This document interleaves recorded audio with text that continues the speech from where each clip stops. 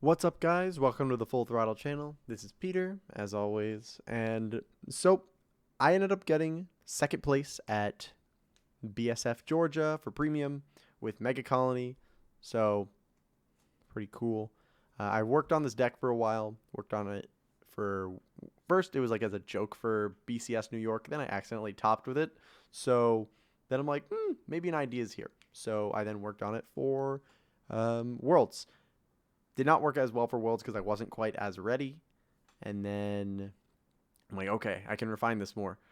So I refined it more, played it at a Legacy Cup in New York, got second there, and then I got second at Springfest with the exact same list as what I played at the Legacy Cup.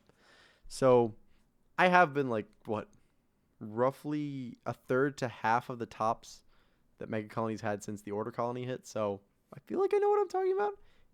In that this deck is strong, but it requires a lot of matchup knowledge that I don't think it's usually worth until now, because that ban list just got revealed, and that ban list honestly makes this probably the best deck in the format, because Highlander was the only deck I would personally say was better than this. Like, this had an incredible Steam Maiden matchup. They could have not hit Steam Maidens at all, and this would still probably become the best deck in the format just because of how good this is against it. So all that really mattered was the Q-Tire hit, because that really hurts Highlander's defense a lot. And the fact that Highlander can't get that much defense anymore means that you can pressure a lot more using this deck, because usually the way that this deck would play against Highlander is by sort of pushing, trying to force them into a awkward situation where they either have to take an uncomfortable amount of damage early, or they can't help Trada because they'd have to guard with too many cards in hand, or they would not be able to really get that many cards to bounce off a Heltrata. So puts them in a weird spot, and the fact that you're able to sort of kill off a lot of their defense really helps in that exact game plan. So they can still ride down. Heltrata's still going to hurt you a lot, but it's not going to hurt nearly as much, and so it's very likely that this will become the deck to beat for the remainder of the Springfest 2023 season. So yeah, without further ado, here's the deck itself. So obviously your starter, it can be any V starter, but Direct is the one that has an SP. For the grade 3, I chose V Gradora, not G Gradora, not V Darkface, not Shieldfisher Dragon. And actually the reason why, so first up, when I had topped in New York, I had rode V Darkface as my or I'd run V Darkface as my ride, but I noticed that there were a lot of things I could have fixed with that list, which is why I did not make a deck profile on it. And actually, really cool thing, this one guy, Sum from Malaysia, he had used V Gradora as his main grade 3 when he got top 4 at BCS Malaysia. So I'm like, because I know the guy. He's a cool guy. He showed me this. He's like, Peter, you got to try this. Because I was super skeptical for a while. I'm like, oh, but it's an act effect. In a ride down meta, this is insanely strong. So it depends entirely on if you're in a ride down meta or not. If you're in a ride down meta, you do this. If you're not, you go V Darkface, because V Darkface has an on ride skill. This has an act skill. This one's act skill is stronger than the on ride skill of V Darkface, because V Darkface is only cradling 1 at the cost of discarding. This is cradling 2, and it has an offensive effect as well. So in general, you would prefer to ride this in a ride down meta, which Steam Maidens and Highlander means that this is very good. That's another thing. This deck does not even bother grade 2 gaming most of the time, except in specifically like the mirror and a few fringe cases. You're just riding up, just swinging. And even in the mirror, sometimes you'll grade 2 game for like a turn or two. But if you're the one on V Gradora and you ride up because you're like, oh, they're in an uncomfortable situation, like they don't have much hand, you ride up, you could just threaten for game immediately, because the on attack effect is really good. Being able to give itself and something else plus 10, like a Heldemise, for example, means that you're actually able to push out a lot of hand, because you're getting 5 attacks on your turn 3, and you're able to get a lot of card advantage as well. You get potentially like 5 extra cards in your hand. So yeah, pretty good. So yeah. Cradling 2 is also nice. So I'm actually going to get into why cradling is nice as well later on, because on its own, cradling is not that good, because a lot of it requires your opponent playing into you. It's not a very proactive game plan. It's very much a reactive one that sort of requires preying on the opponent's lack of knowledge. But there is a card in here that does change that up completely. So yeah. Next, Helldemize, very good card. In Megacolony in general, you choose either this or Intrude Scissors, depending on how much soul your deck uses. This is a build that uses a lot of soul. So, because of that, you don't really use Intrude Scissors, because Intrude Scissors uses that soul. So, because it's free, that means that you're actually able to get things going. Also, the fact that it rests things actually helps enable your Brilliant Blisters a little bit in terms of like bouncing. So, very nice. Then we've got 4 copies of V Sweet Cocktail. V Sweet Cocktail is legitimately one of the best promos for V and Premium to come out to date. This card is insane. First up, it's got the offensive potential of being able to draw you 2 cards because it's not once per turn in any capacity. So as long as you have soul to use it, you probably can. Only times where you wouldn't is if you're going turn 3, you attack with the other thing, swing with Vanguard, call Helldemize, and then stand that, and then do that. You don't, unless you built up a 4th soul, you don't want to use this card skill a second time because you do want the soul for the 2 Brilliant Blisters. Even if you don't actually have the 2 Brilliant Blisters, you can bluff it. And if you're bluffing it, then it means that the opponent will be far more cautious and play around the Brilliant Blister that you might not even have in hand. So that can come up in some games and in some scenarios. And if it does, it like wins you the game sometimes because you're able to force the opponent into making suboptimal plays just to try to avoid something that you might not even have in your hand. So pretty strong. The other effect is also a free Cradle. So I've had multiple times where I would have that as the previous ride this because I was playing like, let's say Steam Maidens. So they had like a full board. I ride on top of this, free Cradle, use a skill, another 2 Cradle, get a Stamping Red, another Cradle. So I cradled 4 things in one turn. So that means it's putting them in a situation where they can't really play around the Cradle at all. They sort of just have to let you do stuff. So mass cradling is good without a way to retire, but cradling like 1 or 2 things at a time can be pretty easily played around. Usually it's like 3 or 4 cradles where it's like, okay, well, I can't play around it anymore. I have to give them something. So then for Stamping Red, it's another way to cradle things. So right now the only ways to cradle in this deck are 4, 4, 4. And yeah, it's usually this is like enough to be able to cradle things. But sometimes this will just become a draw 1 instead. But a glorified draw 1 is also good because counterblast 1, draw 1 means you can help dig for your pieces a little bit more because this deck has a lot of really good pieces. In fact, because of cradling, you can run quite a few 1-ofs if you want. I did that with the build that I ran sort of as a joke in BCS New York. I ran quite a few 1-ofs. I cut back on the amount of 1-ofs though later on, just to make it more consistent and to make the things I really cared about not have to see cradles in order to activate. Then, in the event of your opponent not calling anything, you can still force them to let you cradle things with Megacolony Battler S. This card is insane. Legitimately, Megacolony has yet to get a clan collection / clan selection where there was not at least one really, really good main deck card. And that's been part of why the clan has improved so much. Because clan selection and then clan collection volumes 1 and 2, that meant that because you got Giraffe, you got Intrude Scissors, you got Moth, those really helped the deck out a lot when Order Colony was the deck. But ever since then, we've just been getting more and more cards. Like, let's say then Brilliant Blister as well. So Brilliant Blister means that then it's like, okay, well, now I have an insanely strong hand trap. That was with 3 and 4. So it's like, okay, well, now I just have some of the best defense in the game and then also some of the best offense early game. And speaking of Giraffe, the reason why it's not run right now is just because while I was playing lists, because I ran Giraffe until like February because I found that I was never using Giraffe's skill. And so I'm like, well, that's just a dead spot in the deck. I may as well run more of this because the fact that this can soul charge, because as long as it's in the drop and all the opponent's units are rested, you can call this by discarding 1 from your drop and soul charge 1. You use a lot of soul from this, and then you use a lot of soul from Brilliant Blister, and then you use a lot of soul from your Jigadora's on attack skill, the Jigadora Stride. So you use a lot of soul, so you'd prefer to be able to get more soul, because the more soul you have, the more things you can do. You have a G-Guard as well that Soul Blast 1, get plus 30k shield, so you may as well.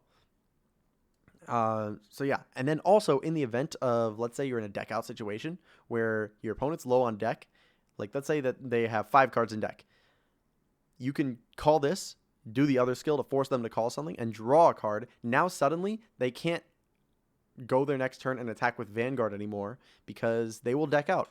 So you can put them in those really awkward situations, or you can loop it as well. Let's say you have a Malignantis face up. Use this, suck it in with Malignantis. Then if you have another one in drop, then you use the other one, and then use its on-place effect to Soul Blast the one you just sucked in out. And then you can do a third usage. So that's 3 usages right there, and it's only using 2 rearguard circles. So pretty strong. Definitely recommend trying this card out. There's a lot of stuff Megacolony can use, to be quite honest, in the grade 2 slots. And if you wanted to go for a less Cradle-focused build, then you should still just be running these 2 cards anyways. And these are like the basic package of Megacolony right now, if you're going for like a generic play. So yeah. Then, the card that makes it worth playing Cradle, Morsuroro. The fact that you're now able to have a proactive game plan means that the deck is so much stronger now, because you can actively search for 2 things. Let's say your opponent called down an Enterana, and then they got the cat. You cradle it with Stamping Red, call Morsuroro, kill the cat, call out a Brilliant Blister, and then the Cradle search happens, so you get to add a Brilliant Blister to hand. Suddenly now, their first stride doesn't do anything, because the moment they attack with Vanguard, you just double Brilliant, rest both of the front row rear guards, and their turn's over. So as long as they don't hit like haha funny OT on you, you pretty much just win. Because then as long as you get to stride against most matchups, you pretty much win. Like you're shutting down their game plan, and you are hitting for big numbers while also forcing out 5 attacks in a turn and locking them out of the game. So it just makes them feel miserable, which, yeah, making them feel miserable is the whole point of the deck. So it should be what you expect. Then 3 copies of Little Dorcas. Little Dorcas is a grade 3 searcher. It's more consistency, and it's a nice attacker as well, because it becomes 13k. So that means that if you put them at minus 10, 15k shield that is required to block this. If you put them at minus 20, 25k shield. That's a 2-card guard. That's strong. Yeah, and it's your consistency, because you want to see Moth, you want to see this, and you also sometimes want to see heal guards depending on the matchup. Then 3 copies of High Class Moth. The deck would not be nearly as good without this card. This is just one card that makes the whole deck so much better, so much more worth playing. The fact that you can keep recycling your insane cards like Helldemize, or you can keep recycling anything that's a normal unit, honestly, just means that you're able to refill your deck with whatever you want, as long as it's not a trigger. Speaking of whatever you want, this is one of the best cards as well. Brilliant Blister. Ever since this card came out, Megacolony has gone from like a, okay, pretty good, but you can counterplay it deck, to, okay, now doesn't even matter if you counterplay it, because in order to counterplay it, you have to go for really suboptimal lines in the first place. So it hurts a lot to play against this deck, especially because it has one of the best hand traps in the game. The fact that it's straight up purely locking the opponent out of restanding that unit means that stand triggers doesn't matter. Nerissa doesn't matter. Standing with another effect doesn't matter. And that was one of the ways that decks got around Megacolony in the first place. So the things that Jigadora's Stride did not get around, like did not stop, this did. And that's huge. The reason why I'm running 3 though is because I'm running 1 copy of the original. Because original means that now suddenly if your opponent goes Tirua, or if they go, let's say, Minerva, or any like Regalia in general, or if they're going Nova Grappler, or if they're going Overlord, this card wins you the game in 1 turn. Sorry, not even in 1 turn, in 1 card. It pretty much just wins you the game automatically. Or let's say you're going as OTT. You put this down, you've won. They now have wasted like 3 cards in their hand for a regular quad drive. They are going -2. Not even, they're going -2. So that means that they've suddenly lost a bunch of their hand, and they've dumped a bunch of stuff into 1 plan, which they can't do anymore. Because their Momo is only threatening the 1 time, because it's like, oh, Calico Momo. And then suddenly my Vanguard is swinging for plus 30k with plus 3 crit. But if I PG it, which this generates a protect marker, so you should be able to. And then it's like, okay, well, good luck. Then Rollick. Rollick is... I did not get to use this card's skill at all the entire day. Honestly, you could take this out for whatever you want. I'm going to be taking out for something. I don't know what I'm thinking of right now. Maybe Mist Off, maybe like Battler M. Battler M is actually nice because it soul charges as well. Mist Off is just nice for some specific matchups. Hornet could be nice. That's all I could think of off the top of my head, but there's definitely a lot of options. You could even run like Machine Mosquito if you really wanted to, just for the soul charge. It works sometimes, just if you want that extra soul. Or you could run Butterfly Officer, to be quite honest. Make something really, really big. Let's say you did that. Bam, bam, bam. Pretty good. Yeah. Then one Sanctitude. Remember, it's the World Sanctitude, though. That World's diff. I do not play this Peasant Sanctitude. Get your money up, not your funny up.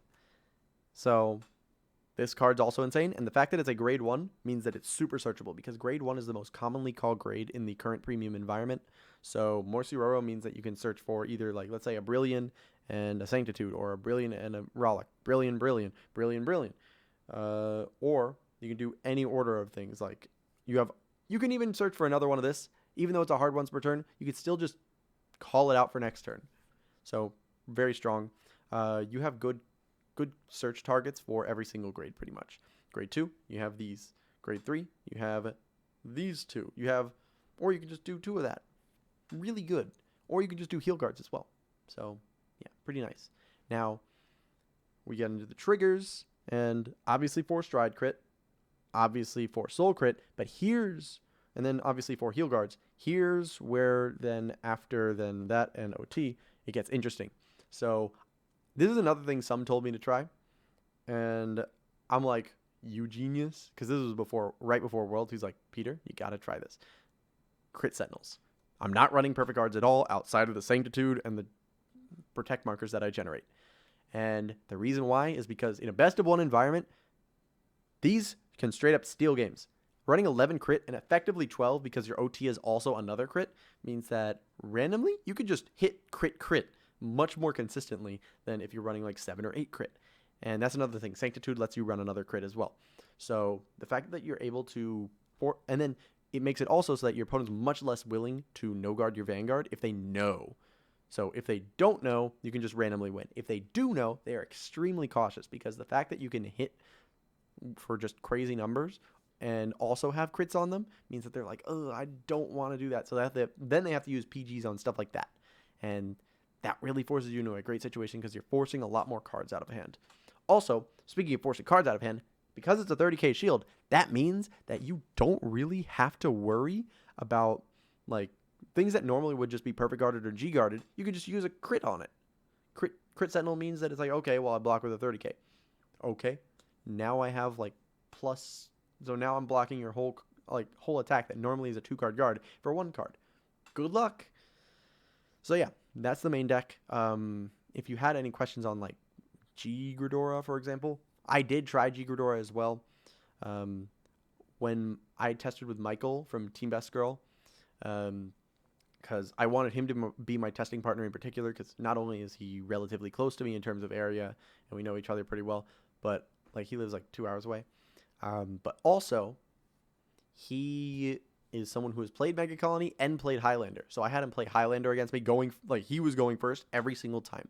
So I'd say out of every other Megacolony player in the world, I'm probably one of the most well-equipped in terms of playing against Highlander, because I've had a world-class Highlander player just run me through the gauntlet for so long. So that's why actually then when I played against Highlander, we played against the team that ended up winning the tournament in Swiss in like round 5?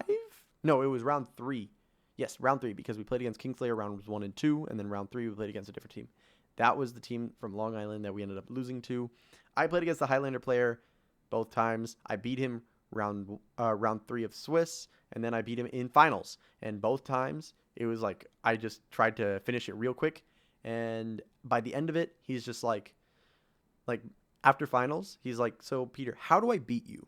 And I'm just like, well, it's hard because like it's already a going first heavy matchup, and that the deck that goes first between this and Highlander has a huge advantage, but also it's just really hard in general because, well, I have so much experience with that matchup specifically. So it makes it really awkward for Highlander players that maybe don't have as much experience. But even if you do, I've specifically prepared for that. And I definitely recommend, if you're interested in picking up Megacolony, play as many matchups as possible.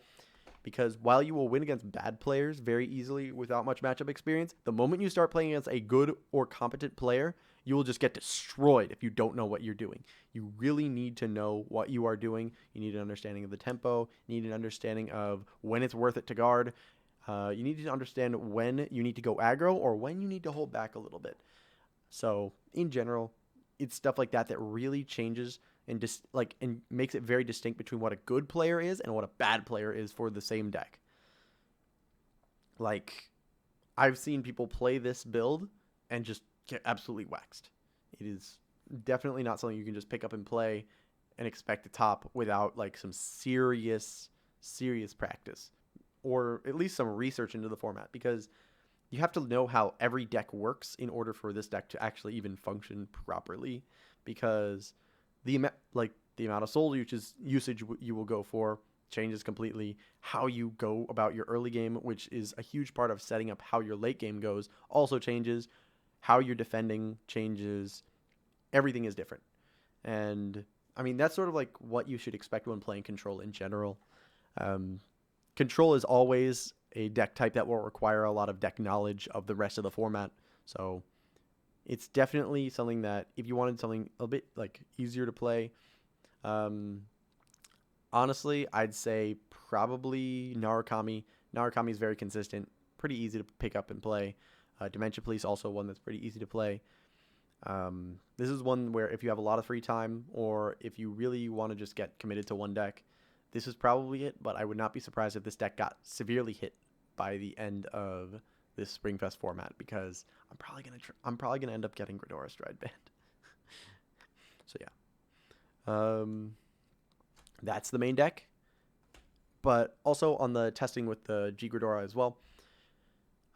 So I had first tried like a 50-50 split of Jigadora and Vanguard, because I'm like, okay, I want to try what some had told me, but I also wanted to try going for Jigadora, because Jigadora sounded on paper like it would be really good against Highlander. Turned out it wasn't that great. So against Highlander, I ended up finding myself in more situations where I wish I had a PG in hand than I did where I'm like, oh man, I really wish I could lock that column off. Because usually locking a column off is effectively just calling or guarding with a Brilliant Blister anyways. So doesn't really matter, you know? But yeah, that is pretty much how it went. And also, Jigadora doesn't really have much offensive pressure, and a lot of this deck's power comes from that early offensive push. But yeah, that's the main deck. Main things to take out are, you could try one draw PG just to add in a good grade 0 search target. But other than that, and then take out the Rollick. But other than that, I think the main deck is pretty much perfect. I don't usually like to throw around saying something is perfect, but this felt like it was about, I pretty much made it like hit the absolute peak. I also worked on this a lot with Logan. Logan, who was also one of my teammates from Eclipse, he was actually going to be teaming with me for Springfest, but unfortunately stuff came up, so he wasn't able to go. So Franz ended up teaming with us instead, who's also another member of Eclipse. So yeah. For G-Zone, 4 copies of the Jigadora Stride. This card's insane. Should be banned. Should have been banned a year ago at latest. Sort of been my goal to just get this card banned. So, yeah. Maybe then I can play Nova Grappler after. 2 copies of Malignatus. You never get enough resources to use this card's effect 3 times. So, I only run 2. Very good for offensive pressure, and actually works really well with cradling as well, because you're able to, like, let's say you cradled a standing unit, kill it with Malignatus. Now you've gotten some good stuff going. 2 copies of Obturandus. I'm going to get my hands on more of the fancy copies of Obturandus, hopefully, as long as it's not too expensive. I'm actually going to bump this up to 4, because against Aquaforce, I found that having 4 of this can actually make you win by deck out. So, definitely something to consider. Then, 2 Overwhelm. I'm going to take one of this out for one of the Obturandus. But this card does come up in those late grind game situations where you just want pure power. Like, you're like, okay, they're out of G-Guard, like, they're out of heals, they're out of PGs, just, I want power. They have a lot of face down damage, just let me push, because every time for every face down damage they have, this just gives everything +2. So let's say I have 5 face down damage. This is now +10 to everything. That's really strong. Then 1 Zoa. This is coming out for the last Optyrandus. This never came up. And actually, I never went into Overwhelm either. I could have actually, in hindsight, I should have actually gone into Overwhelm, because then I would have been able to draw 2. And that would have been able to allow me to deck Sarum out in the final round of Swiss. That was my only loss in Swiss. Yeah. 2 copies of Cerebral. This card is insane. In the finals, actually, I used this against the Highlander player, and when I said G-Guard plus 30k shield, he read it. He picked it. He's like, wait, what? He picked it up. He's like, this got eroded, right? I'm like, nope. That is exactly what it does. So very funny. Very funny that it's just absurdly that big of a shield. And usually you have ways to set it up so that your opponent can't afford to rest things to reduce the shield. So it's like, okay, well, you can try, but you're not going to really be able to without severely hindering yourself, or sometimes you're not able to anyways. So yeah. Then 1 Gristfort. Gristfort is very good against things like Great Nature, Genesis, Nova Grappler. What else? Honestly, anything that calls stuff to the back row that it doesn't really want to rest, this does incredible. So against Highlander, this even comes up sometimes. Let's say that they just did something and they can't Heltrata. This is a G-Guard that pretty much just goes, okay, your turn's over. Yeah. Or against Morikumo. Morikumo is like, okay, I got back row attackers. I'm going to attack with Vanguard first to try and get some triggers on my rear guards. Nope. They're all rested. Good luck. So yeah, very helpful. Very good card. And that's hand trap number 3 in this deck. Technically hand trap number 4 right here, but usually it's not a hand trap. Usually it's just there. This card got a lot better when Sweet Cocktail came out. Relish Lady. So the reason why is because Sweet Cocktail gives you that power. So that means that now this can actually, with Sweet Cocktail, it's pretty much giving you a free 20k shield, because it's like, okay, well, I used a soul to be able to get 10k shield and draw a card. So I used no resource and I used no hand, because then I soul charged 1 and drew a card. So it's effectively actually 25k shield. So it's like, okay, well, I used 25k. I got 25k shield, making it a 1 to pass no matter what. And my opponent can't really do anything about it, because, yeah. Then 1 Dismal. This has come up a few times where it's like, okay, I want to protect the Sweet Cocktail. Maybe they have something that retires on attack. So I'm like, okay, before that thing attacks, I'm going to use this and then protect the Sweet Cocktail so that I can intercept with it when I actually want to. Or if you're playing against Dementia Police and they go OG Commander Laurel, you can just use that, and suddenly their turn doesn't work anymore. They just wasted a whole attack. They just wasted a whole turn, actually. So that's the G-Zone. What I would take out personally is 1 of this and 1 of this for another 2 Optyrandus. Very good card. And this card, honestly, is another thing that, like, if this got banned, it would probably revolve around these 2 cards and Malignantis. So you probably stride this first, flip with the Malignantis, or you go Malignantis, flip, and then suddenly you're either making them go -20, or you're going, okay, I draw a card, countercharge 1, and then I draw a card, countercharge 1. Nice. Or any combination of the 2, to be quite honest. And then I've got Cradle markers.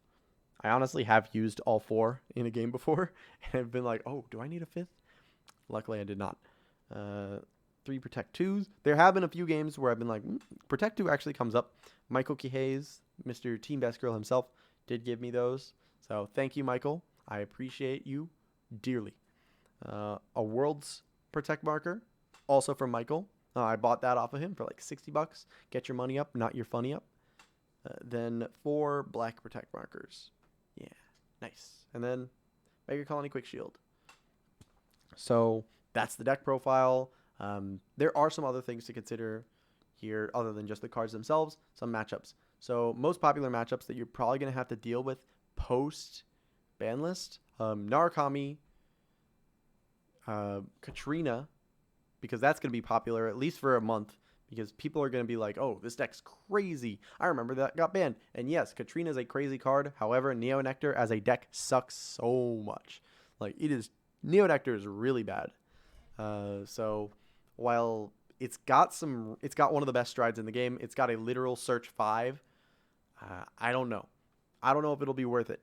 Because, like, just like Spike Brothers has a bad matchup against this, because against this deck, tokens don't work. Calling from deck doesn't work. None of that works. Suddenly, your deck's entire gimmick no longer functions. Now, Urkami you'll play against. I already said Spike Brothers and Katrina. You might play against a random Shadow Paladin player. And in the event of you playing against Shadow Paladin, you actually do have quite a few outs. They can't call from deck. And then if they ended their board with nothing, do that. Suddenly, their turn doesn't work anymore. They don't do anything. I'm trying to think. What are some other matchups that might be worth practicing for? Just if you don't have much time and you just want to practice for the big ones. Nova Grappler, you do have to learn to play against, because that's a deck that people will probably start to pick up because they're like, okay, I stand a bunch of my stuff. That must get around you. But also, they don't have a grade 2 game. So you want to grade 2 game them. That is one of the few matchups where you're like, okay, I got to grade 2 game them.